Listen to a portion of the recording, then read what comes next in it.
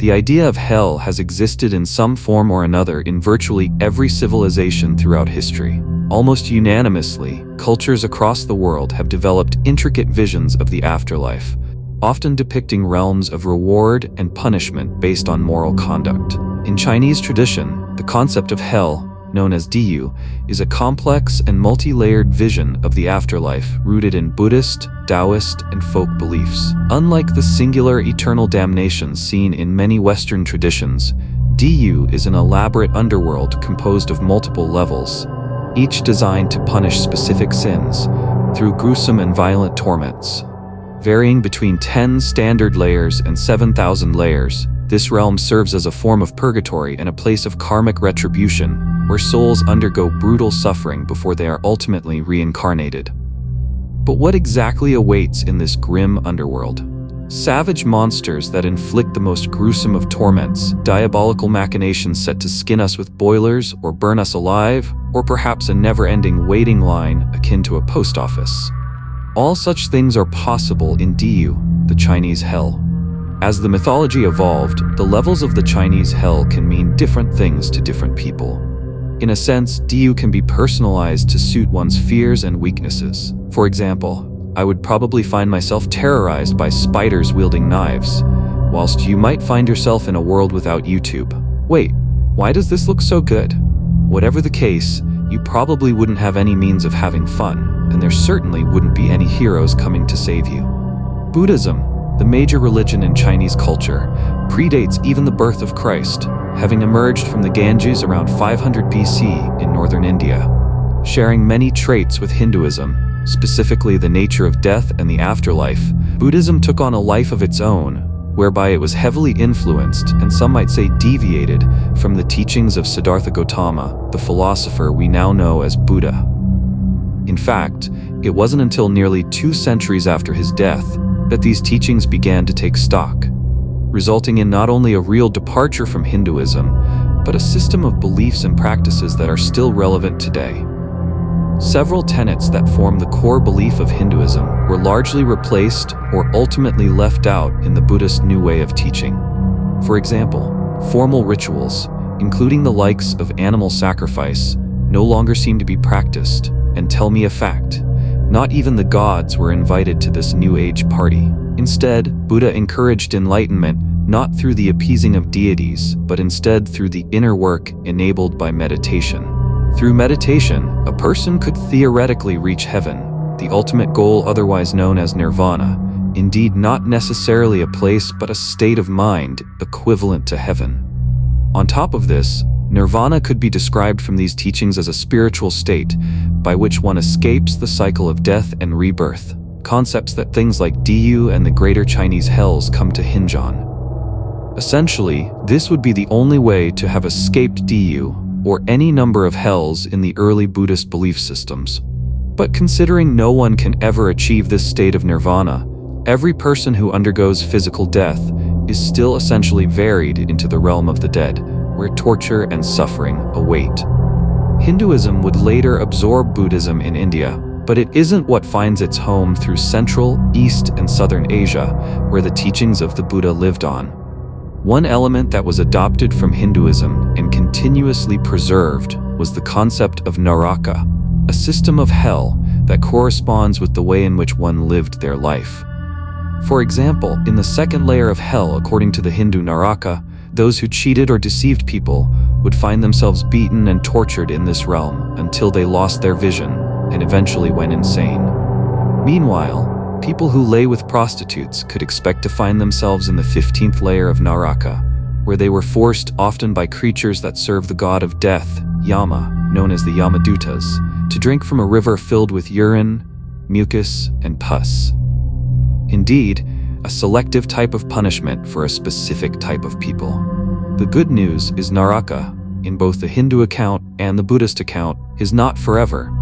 In fact, it might be more accurate to classify naraka as more of a purgatory, the one where you get the living hell kicked out of you.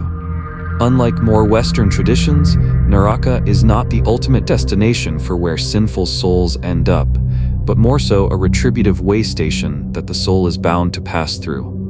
Unless, of course, it achieves nirvana. Here, The soul, as in you, is rectified, reprimanded for your wrongdoing upon the earth, and then sent straight back to embark on your new life. Now, it's tempting to think that as these punishments are not for eternity, they're not as bad as the hell we might find ourselves in from the biblical or Quranic traditions. And mathematically, you would be correct. At the very least, it isn't forever.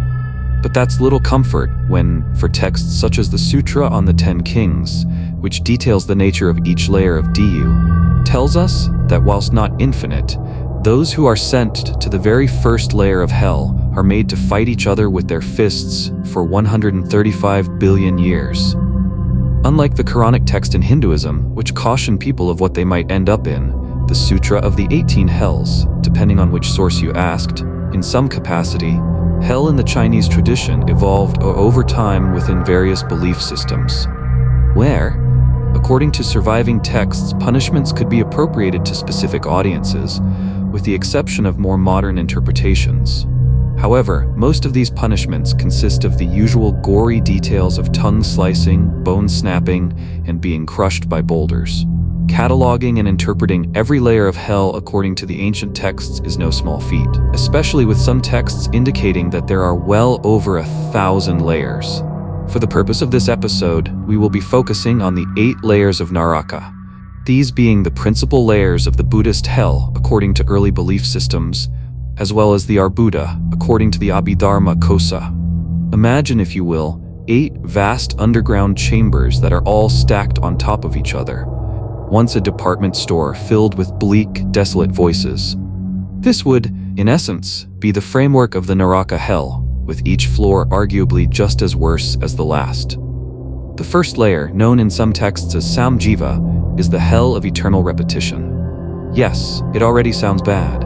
Here, the ground is made of heated iron, making walking on it pretty difficult, especially considering that those who find themselves here will likely be barefoot. To make matters worse, apparitions appear to attack the unfortunate denizens of this realm with flaming weapons and deadly claws. If the apparitions catch their victim, which it's implied that they always do, they are beaten, usually to death, a second death, if you will, only to be magically resurrected and chased again. One can certainly see where the hell earns its aptly named title as the Hell of Eternal Repetition.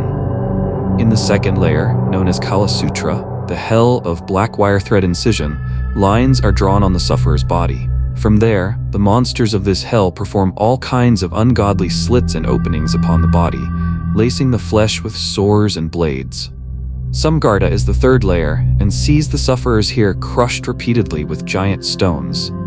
The torture here is so detailed that it even sees the boulders mince the bones of the body to dust, mulching the entire human vessel into a fine red paste.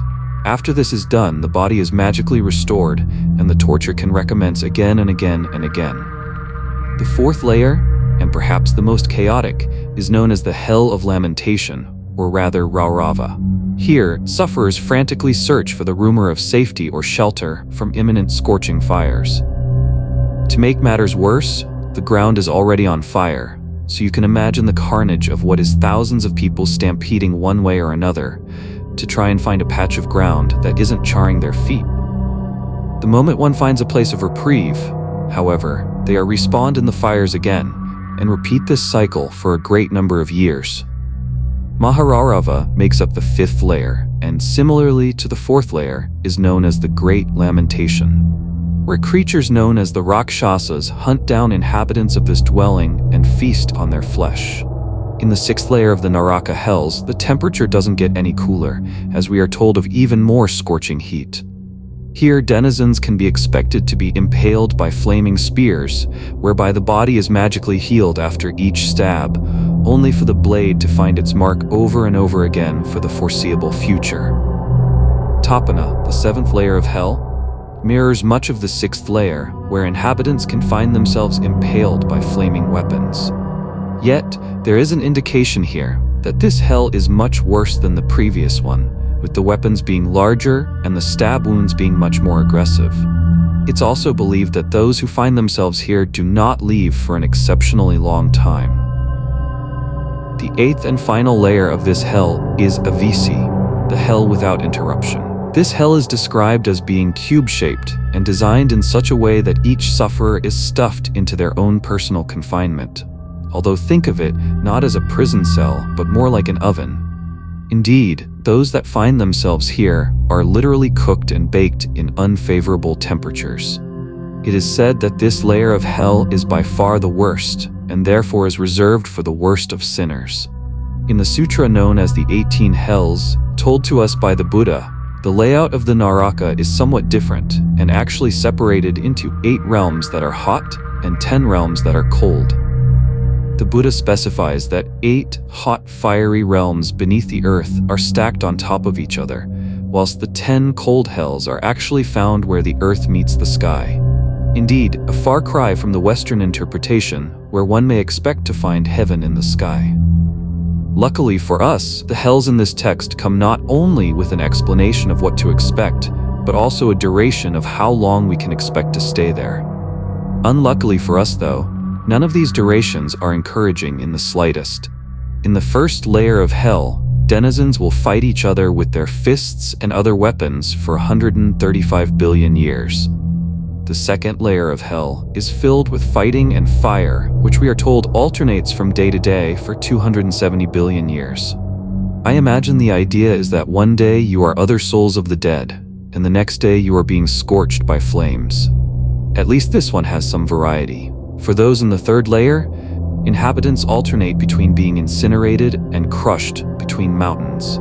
This lasts for 540 billion years. The fourth layer sees inhabitants either burned or boiled, which goes on for 1,800 billion years. Again, as mentioned earlier, I do like how the translated text phrases the numbers. More burning, boiling, and killing can be expected in the fifth layer, which goes on for 2,160 billion years. The sixth layer sees even more fire, as well as the addition of crushing iron, which goes on for 4,230 billion years. In the seventh layer, described as a place for people rushing between fire and a filthy pit of devouring worms, one might expect to find their days being incinerated or eaten alive by hungry worms. This will last for 8,640 billion years. Finally, the eighth layer, the final layer of the hot hells located deep under the earth, consists of more fire, more roasting, and more incineration. This, however, lasts for a whopping 17,280 billion years, and, as you might imagine, is reserved for the worst of the worst. It's actually where the YouTube algorithm was born. Please don't take my videos anymore. The cold hells, meanwhile, are laid out a little differently.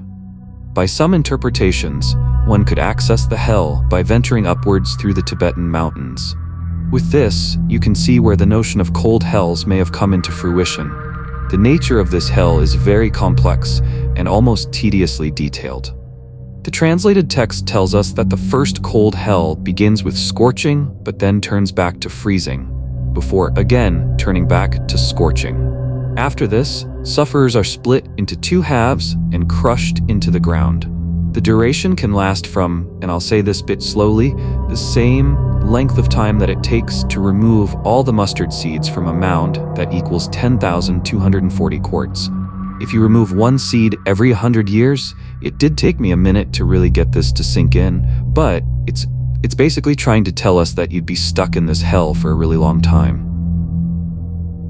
The duration is then doubled in the second layer, and then doubled again in the third layer, and so on, all the way up to the 10th layer, where there would be 5,242,880 quarts of mustard seeds. Like with the previous concept of hell, this layer is reserved for the very worst of the worst, according to Buddhism and traditional Chinese folk beliefs.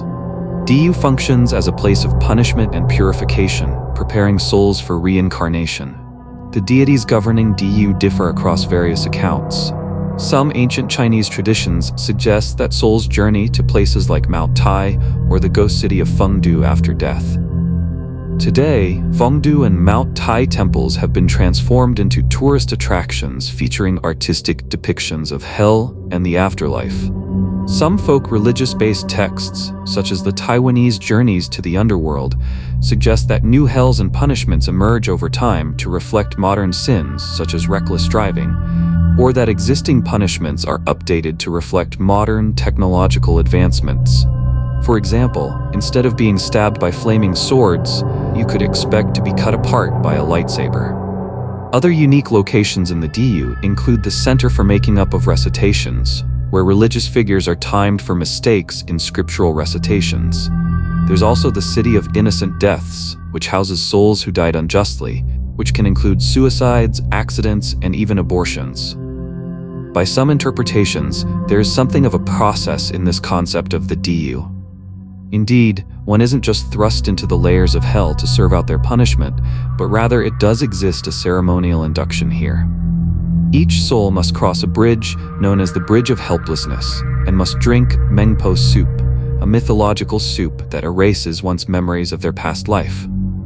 Other interpretations see the damned souls sent to a spot known as the Home Viewing Pavilion, where they will see their loved ones one last time before the effects of the soup kick in. After this, they are judged and condemned for their sins and thrown into whatever purgatory or hell that has been decided for them. Once their sentence is served, they are free to leave, returning to the mortal world for their reincarnation. Ultimately, the hells in Chinese mythology can consist of a number of different layers and punishments that vary depending on which text is consulted. Indeed, there is no agreed-upon number, nor specific torture that can be agreed upon. Much like the Egyptian hell or the Duat, the concept of the underworld could consist of many diabolical things that spread via word of mouth. Whilst there is the Egyptian Book of the Dead, which could serve as a guide for deceased souls, even this was considered merely a framework of what one could actually expect to find out there in hell. The Naraka hells, or the Diyu, operate in a similar way, with many writers over the centuries adding or taking away hells, depending on their fancy, or evolving the hells to meet the expectations of a modern reader. For example, if we were to consult the Avadana text belonging to an early disciple of Buddhism, we find that there were 8 layers of hell with 16 mini-layers that were interwoven into each. Meanwhile, in the Majjhima Nikaya, a collection of Buddhist scriptures compiled between the 3rd century BC and the 2nd century AD, we find descriptions of hell as a fortress that leaks fire from the ceiling and the walls. And whilst there are multiple doorways for escape, all the doors will slam shut the moment someone approaches. With this in mind, hell itself has evolved with humanity, taking with it different elements from previous iterations or creating brand new ones. For example, if we were to consult the 10th century Buddhist tale Mulian Rescues His Mother, we find one hell that is actually just a waiting room with souls that have ended up there by administrative error. They then spend thousands of years negotiating, trifling through paperwork, obtaining signatures and contracts that never arrived, and are ultimately consumed in what is essentially a clerical nightmare.